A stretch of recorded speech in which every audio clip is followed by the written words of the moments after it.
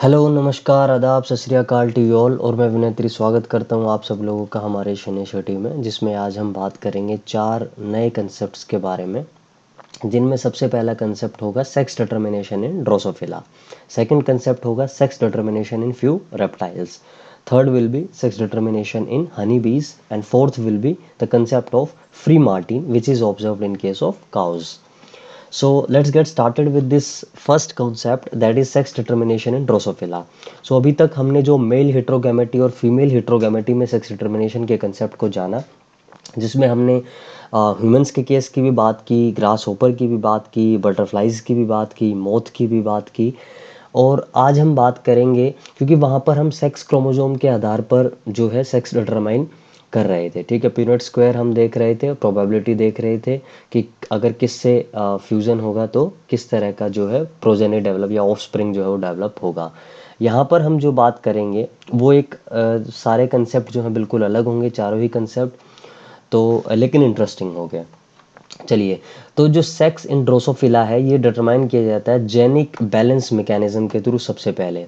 इसका मतलब क्या है? इसका मतलब सीधा सीधा है कि हम रेशियो देखते हैं सेक्स क्रोमोसोम, एक्स क्रोमोसोम का और ऑटोसोम्स का, हैप्लॉइड सेट ऑफ ऑटोसोम्स का। ठीक है, बात नहीं समझ में आई? हम सिर्फ ये देखते हैं, यहाँ से इसको समझने की कोशिश करते हैं। देखिए देखिए, यहाँ पर मैंने लिख रखे हैं एक्स क्रोमोसोम और यहाँ लिख रखे हैं ऑटोसोम्स के सेट। ठीक है, तो x:a का रेशियो हमें देखना है।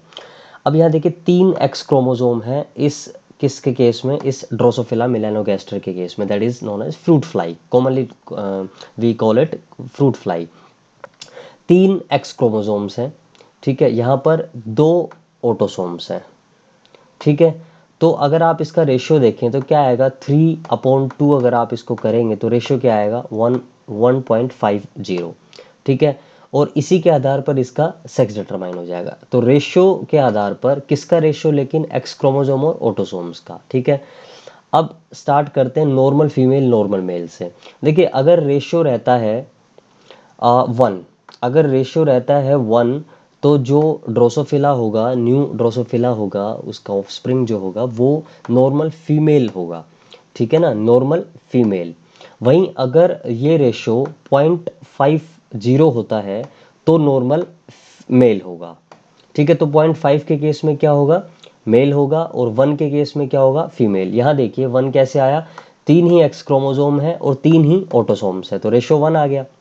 यहाँ पर 2 ही एक्स क्रोमोसोम है और 2 ही ऑटोसोम है, तो अगेन नॉर्मल 1 रेशियो आ गया।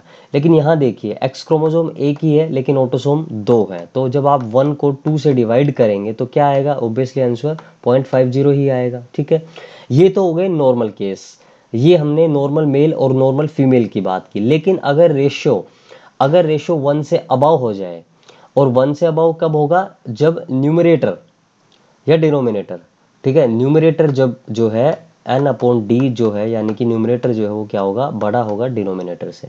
ठीक है, यानी कि 3 एक्स क्रोमोसोम 2, तो रेशियो क्या है 1 पर, तो एक केस क्या हो जाएगा, मेटा फीमेल के केस, सुपर फीमेल भी हम इनको बोलते हैं। ठीक है, और अगर रेशियो 0.50 से क्या हो जाए, कम हो जाए, 0.33 आ गया जैसे इस केस में, तो क्या हो जाएगा, मेटा मेल। और ये सब ड्रोसोफिला मेलानोगास्टर के केस में ऑब्जर्व किया जाता है, ये सब रेशियोज, और इन्हीं रेशियोज के आधार पर उसका सेक्स डिटरमाइन किया जाता है। बट इन केस अगर रेशियो रह जाता है 0.50 और 1 के बीच में, जैसे कि यहाँ रह गया 0.66, तो हम उसको क्या बोलेंगे, इंटरसेक्स। इंटरसेक्स की जगह हम इसके लिए एक और टर्म यूज करते हैं जिसको हम बोलते हैं गाइनेंड्रोमॉर्फ्स। गाइनेंड्रोमॉर्फ्स, देखिए गाइन ये फीमेल वर्ड हो गया और एंड्रो यहाँ पर ये मेल वर्ड हो गया। ठीक है, तो मोर्फ मतलब मोर्फोलॉजी, तो फीमेल की मोर्फोलॉजी भी होगी और जो है मेल की मोर्फोलॉजी भी होगी। तो फीमेल और मेल दोनों के बॉडी पार्ट्स इस ड्रोसोफिला के पास होंगे।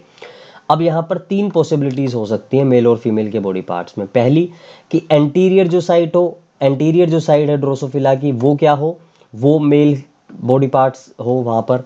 ठीक है, पोस्टीरियर साइड फीमेल हो, या वाइस वर्सा, यानी कि एंटीरियर फीमेल और पोस्टीरियर मेल।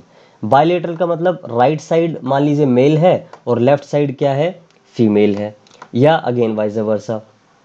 अब ये है सेक्स पाया बाल्ट्स।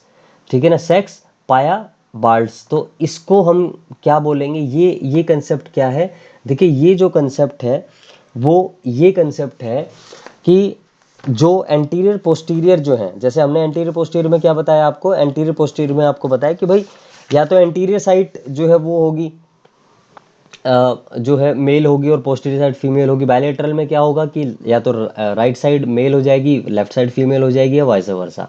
बट सेक्स पायाबाल्ट्स में क्या होता है, इस केस में क्या होता है कि पूरी बॉडी फीमेल ही होती है।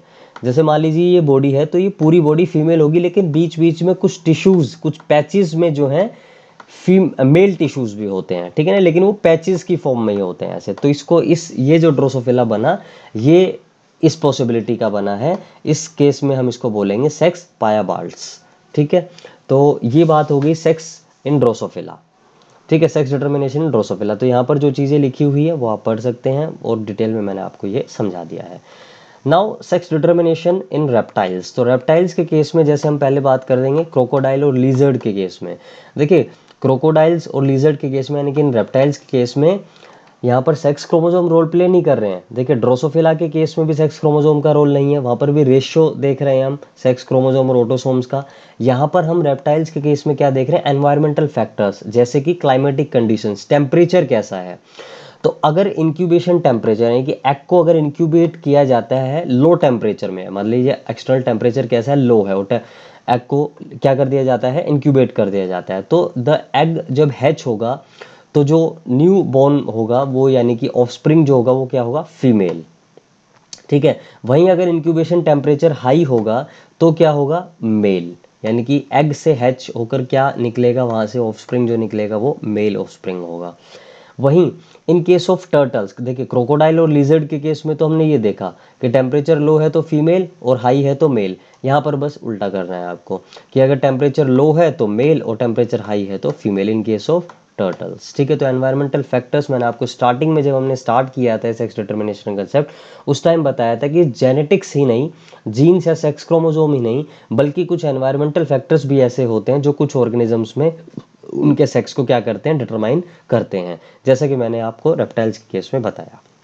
नाउ सेक्स डिटरमिनेशन इन हनीबीज, यहाँ पर आप ये पूरा जो लिखा हुआ है वो पढ़ सकते हैं। बस मैं आपको एक बात बताऊंगा कि ये जो मोड है यहाँ पर, ये हैप्लोडिप्लॉइड सिस्टम कहलाता है, ठीक है। अब ये कैसे होता है वो मैं आपको यहाँ पर डिटेल में समझाता हूँ। देखिए देखिए जो हनी बी है, जो क्वीन है एक्चुअल में, वो दो तरह के एग्स को ले करती है, और ये जो क्वीन होती है ये डिप्लॉयड होती है।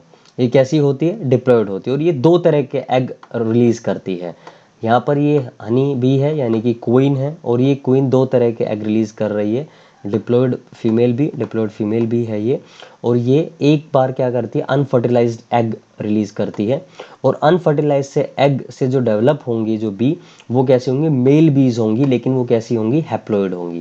देखिए यहाँ पर डिप्लॉयड है, जब मियोसिस हुआ, अनफर्टिलाइजेशन, अनफर्टिलाइज्ड एग जब डेवलप हुए by the process of parthenogenesis, तो यहाँ पर जो बीज बनी वो मेल होंगी, लेकिन वो हैप्लॉइड होंगी क्योंकि मियोसिस का प्रोसेस हो गया है, ठीक है। दूसरे केस में क्या होगा, यही डिप्लॉयड फीमेल बी जो है एग रिलीज करेगी, ठीक है ना, एग रिलीज करेगी। यहाँ से जो ये हैप्लॉइड फीमेल बी है, हैप्लॉइड फीमेल बी, यहाँ पर ये स्पर्म यहाँ से प्रोड्यूस करेंगे मेल बी, ठीक है ना, स्पर्म, और दोनों के बीच में क्या होगा, फर्टिलाइजेशन होगा, और फर्टिलाइजेशन होने के बाद अब जो एग रिलीज होंगे फर्टिलाइज्ड एग हो जाएंगे अब वो, ठीक है। तो वहां से क्या बनेगी, अगेन डिप्लॉयड फीमेल बी बनेगी, लेकिन ये डिप्लॉयड फीमेल बी दो अलग अलग टाइप्स में होंगी, एक होगी क्वीन और बाकी होंगी वर्कर्स, ठीक है। तो ये किस चीज़ पर डिपेंड करता है, ये इस चीज़ पर डिपेंड करता है कि यहाँ पर इन डिप्लॉयड जो डेवलपिंग जो फीमेल बीज हैं इनको खाने के लिए क्या दिया जाता है, ठीक है ना। इनको if they are fed with जो है आपका रॉयल हनी, रॉयल जेली, या फिर आप कह सकते हैं रॉयल जेली के साथ अगर इनको फीड किया जाता है डेवलपिंग फीमेल बीज को, तो they will develop into a queen. But if they are fed with bee bread then they will develop into worker.